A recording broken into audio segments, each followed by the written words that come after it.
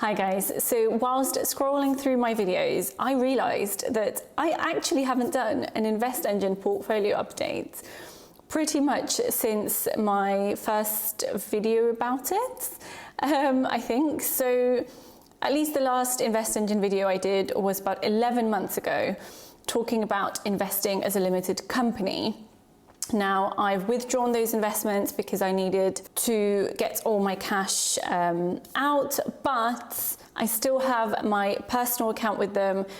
They are the company that I decided to have my ISA with in this last tax year.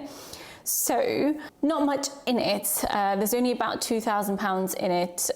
Obviously, if you already watch my videos, you know I'm building a house. So most of my money has gone towards that house build, which is just like a black hole of money.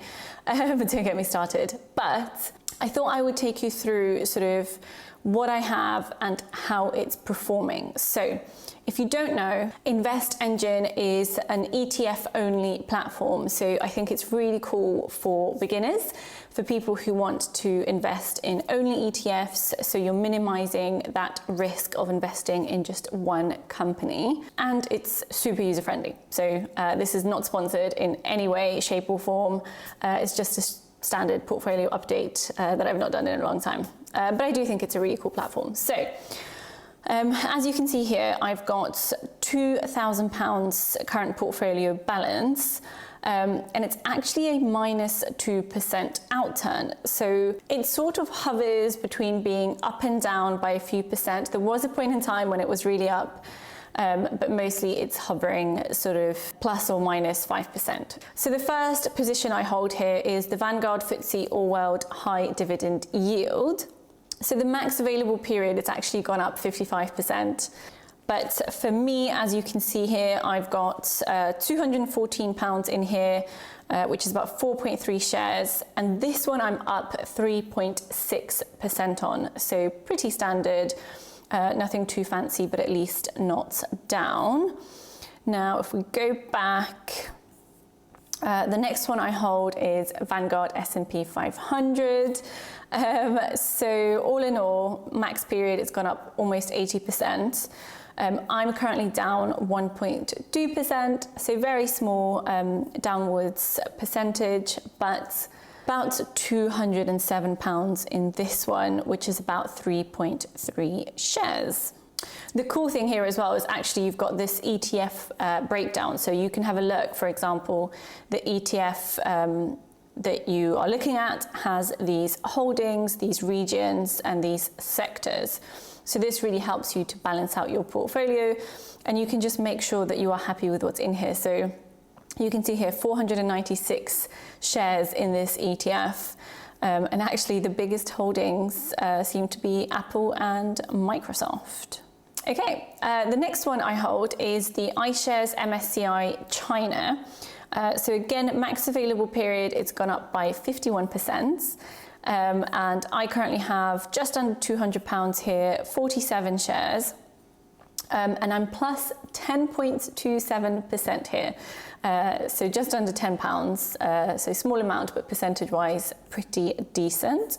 And again, especially for maybe ETFs that aren't as obvious as the S&P 500, you can have a look here at all the individual companies. Next one is the iShares Aging Population. So the max available that it's got, it's gone up 49.9%, which is pretty good. I'm holding 35.7 shares, which is just under £200 again, so they're all pretty equal at the moment. And I'm plus 4% on this one. The next one I've got is Legal & General All Commodities.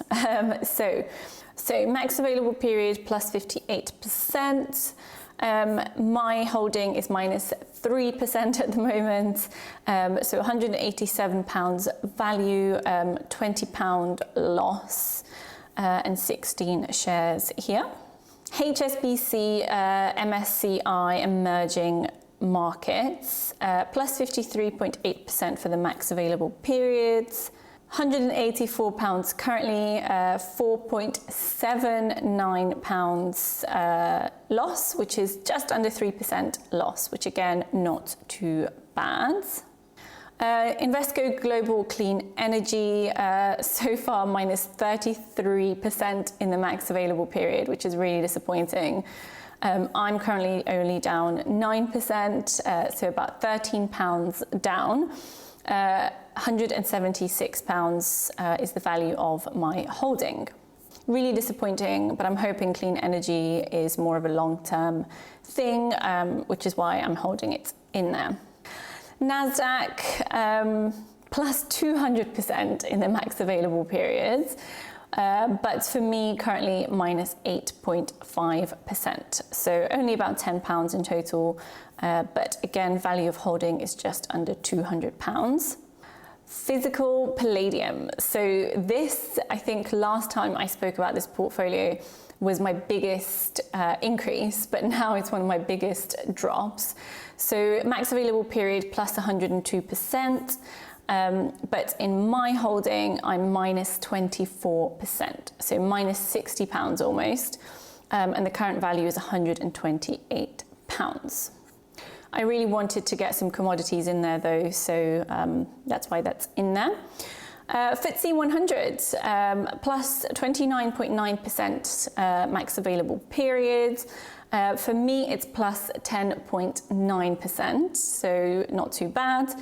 That's about £14.8, and the value of the holding in total currently £182. Next, 6% of my portfolio, iShares Global Inflation-Linked Government Bonds, so plus 29.4% for the max available period, but for me, minus 11.8%, which is about £12 loss. And the final position is iShares Automation and Robotics, so it's gone up 142% for the max available period. And for me, it's only up 1.6%, which essentially is not even 10p. Current value of holding is £6.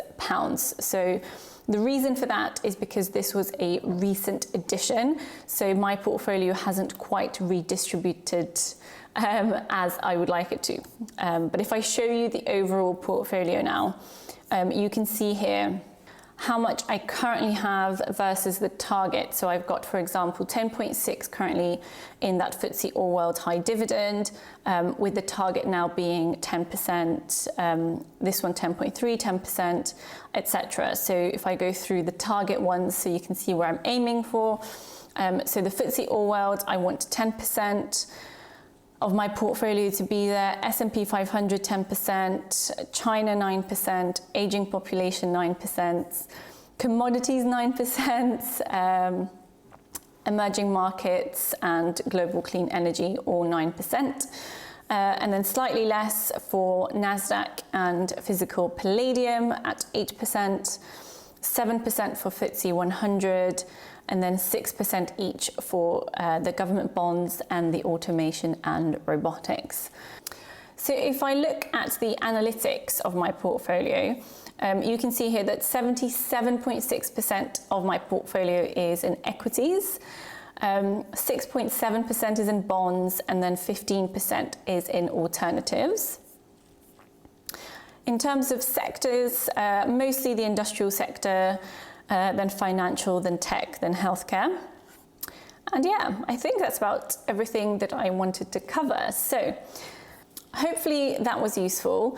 Let me know if you have any questions about the portfolio or about InvestEngine.